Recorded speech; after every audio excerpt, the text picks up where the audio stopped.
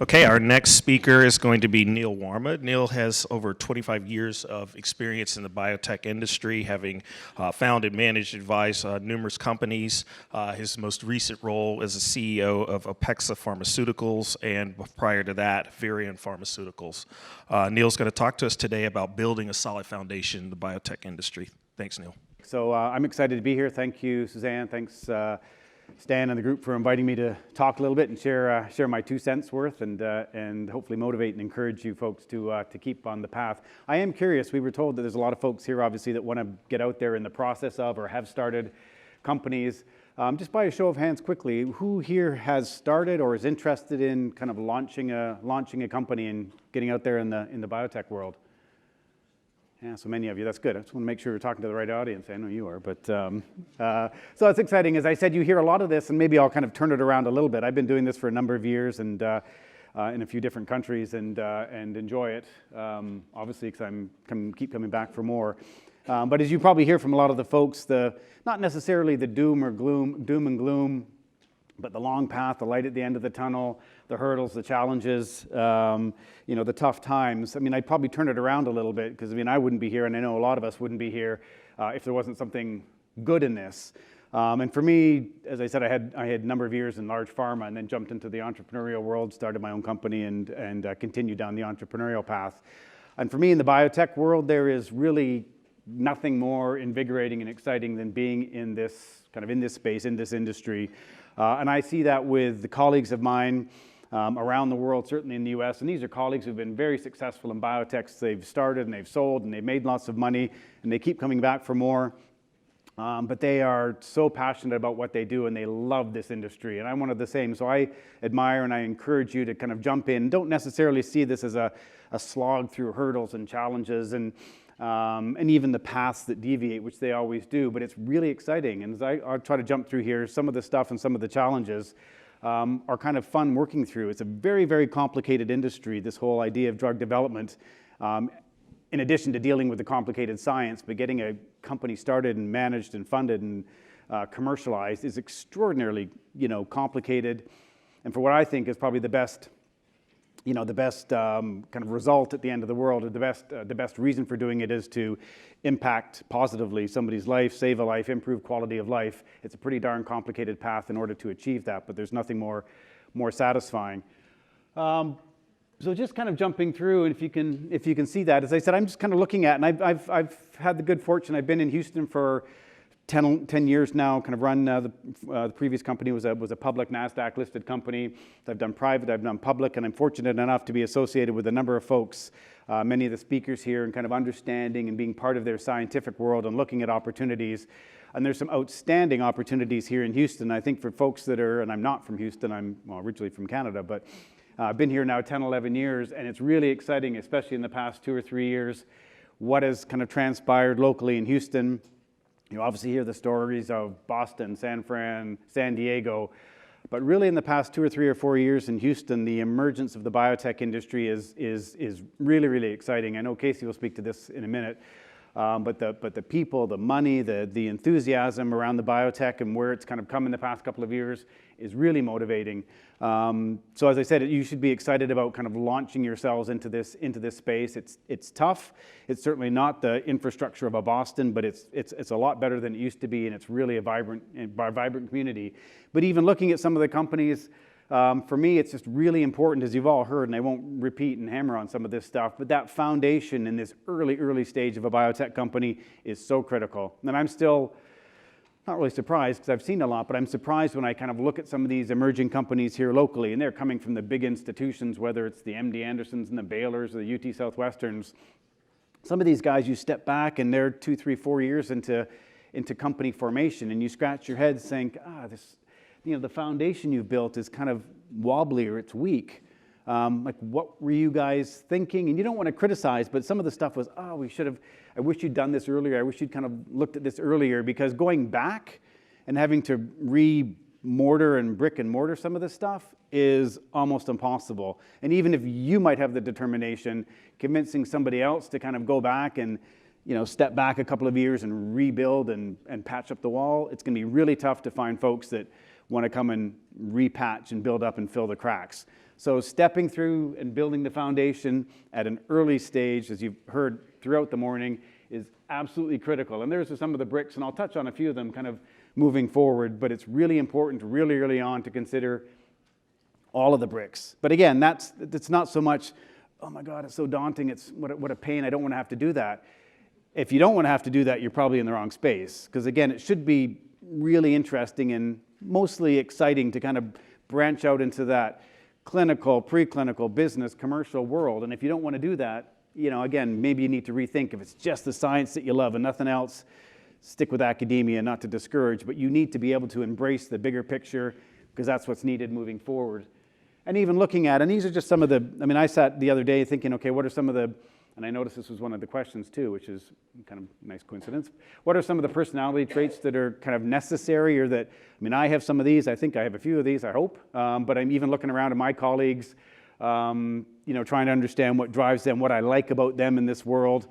And it's interesting in the third one there, the compassion, and it never fails. And we kind of get asked, you know, why are we doing this? And I was asked as, you know, public CEO, why are you doing this? And it's like at the end of the day, and it sounds corny and not really cheap, but it's like, oh, we're doing it for the patients. We want to be able to impact the patients' lives. And everybody says, you know, those kind of naysayers on the outside say, yeah, I'm sure, but it is so true. And everybody in every company I've been with, first thing they say is like, to improve the quality of life of somebody that you know or don't know is what drives us all in this world.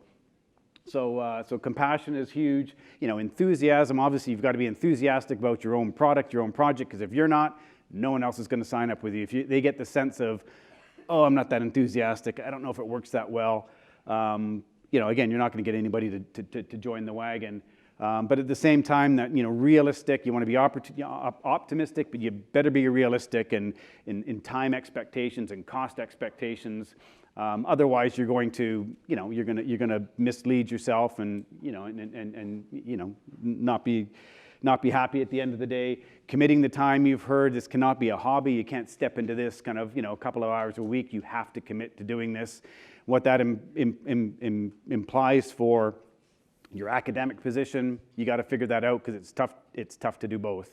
And you might have to sacrifice more to start your company and give up on the academic position, but those decisions have to be made as well. Inquisitive determination, stubbornness, humble nature, I think, is really important. We've heard the whole ego thing this morning. It's very true. All of us have egos, and egos are good to a certain degree.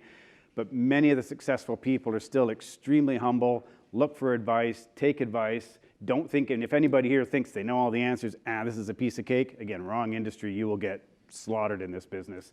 So being a humble person, asking for advice, I think is really important quality.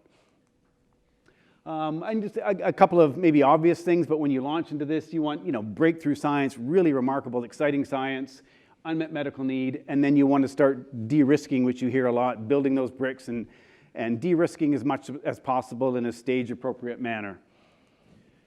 And again, Casey probably speaks to this a little bit more, and certainly knows this more. This is as you're setting forward in your company. These are some of the kind of the elements that you know, that I think are helpful and constructive and useful in building a company. I think some of the investors coming in look at this as often interesting, attractive features as well. You know, having a lead compound, picking your best horse in the race and kind of moving that forward. And if you're whether it's to build a team or attract investment capital, having that lead that's advancing through, I think, is important. Again, you hear this a lot. If you've got one product and one indication, very tough to get people enthusiastic about funding that. You know, that binary risk you hear all the time. It's either, you know, go or no go. Tougher, and again, I don't want to speak out of turn, because you might touch on this as well. But it's, as I said, having a one shot on goal is a tough thing for people to back and people to invest in. And again, a bundle, if you have a platform that's focused on a specific set of diseases or a theme, that can be an attractive perspective as well. And again, you have to be able to, you know, differentiation, whether it's a you know, a commodity or a commercial good or a drug, there has to be some sort of differentiation. You have to be differentiated from others in the market. What is your competitive advantage? And if you can't explain it, and if you're not differentiated, again, no one's going to be interested if there's something out there that does a better job or equally as good a job. So just some of the, and you've heard these before, so I'll skip through this, but some of the bricks in that foundation that are absolutely critical, and you hear this all the time, but I can't implore enough the building of the patent portfolio, and I still see it. I mean, even today and yesterday, and it's like, oh my goodness, you're out there, have you patented this technology? It looks really cool. And it's like, no, we went and we did a presentation, and we published first, and it's out in the, as Greg said, it's out in the public world. You've lost your opportunity. And again, without IP, you're not going to find pharmaceutical company interest, and you're not going to find investment capital. And it's not overly complicated. And that's why some folks have said, get your own lawyer to look at this. It doesn't have to be expensive, but get an IP guy to sit down with you and say, how do I build it? Maybe the tech transfer guys want to save money, cut costs. I don't want to build a big patent estate. Get your own guy to look at this. And some of the guys out there in Houston will talk to you kind of pro bono, free of charge, at least initially, if they think you're onto something cool, and they think maybe that there's a way to kind of get for them to be their patent counsel later on. They'll work with you just on the side. But IP is absolutely critical. Manufacturing, you see this time and time again. It's not really a sexy, interesting thing to work on. So people don't focus on, how many steps is it required to do a manufacturing process? How much is it going to cost me? Because again, that can come back to bite you in the ass as well, as people look at it and it's like, wow, that's really complicated. It's not reproducible. You haven't really done any formulation work. Not interested. Absolutely critical. Again, market differentiation. You have to, we've heard that before. It's got to be able to make money. If it's just a really small niche market that you're launching off with, very tough for people to back that as well. You want to know how it's going to compare with, what's the standard of care. Combination therapies, especially in oncology, are really important to understand how it's going to be synergistic or not with standard of care. What else we got? Management. Again, you've heard this all before, but again, the management you hire or you yourself have to be able to execute against the plan. Do you have what it takes to execute against that clinical, preclinical plan? If not, find people that you can trust and work with. Get corporate counsel that helps you structure the company appropriately as well. Independent opinions. Don't believe in your own science. Get others to validate it for you. You've heard all this before. Pricing reimbursement is really critical as well. You've got to be able to at least tell the story or think it through, because you're going to get asked these questions.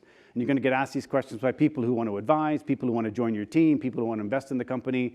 And if you're like, I haven't really thought about that, it's brilliant technology, don't worry about it, it'll be reimbursed. And if that's your answer, people will walk away because it's a little bit of a naive approach. And the more or the less naive you can be and the more worldly you can be about commercialization and later stage development, even though you don't have the experience, but the reading and the understanding of that, the more convincing you'll be to people who step in who want to help you out.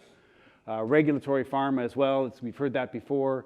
And again, it's really important to do absolutely stellar drug development, preclinical studies. Make sure that you're running the appropriate studies, that you're consulting with the appropriate people. Don't take any shortcuts and do a quick and dirty. Get them validated by external CROs as well. That's going to be absolutely critical. And again, you've seen this, and we just saw, the network of the small company or the CEO, whoever sits in the middle there, is extensive. And but again, it's exciting to be able to work with this, and that's what drives me. I love the fact that I can sit with a health authority one day, I can talk with patient advocates, I'm out there with my shareholders, I'm sitting down with my employees. But as a person who's kind of forming the company and leading the company, again, it's up to you to probably the most difficult job of a CEO or head person, whatever you want to call them, is managing expectations with every single shareholder. You have to be able to be, enthusiastic and rally the troops, but you can't be overboard, because if you overpromise and don't get there, that's horrible. And especially with the patients, we've got a cure for this, and you build up their hope and their excitement, and then all of a sudden the clinical trial fails, you've got a devastated patient population. But again, you don't want to be doom and gloom and get nobody excited. So it's a really careful balance, and there's different messages for many of these different stakeholders. But again, it's really exciting. Rather than being stuck in one world, you get to play in all these boxes, and it's really cool, and it's really complex, and it's a tough place to play, but it's really fascinating learning about all these. Common mistakes we've seen, you see the cool science and kind of going down this path. This is really cool science, and you get distracted.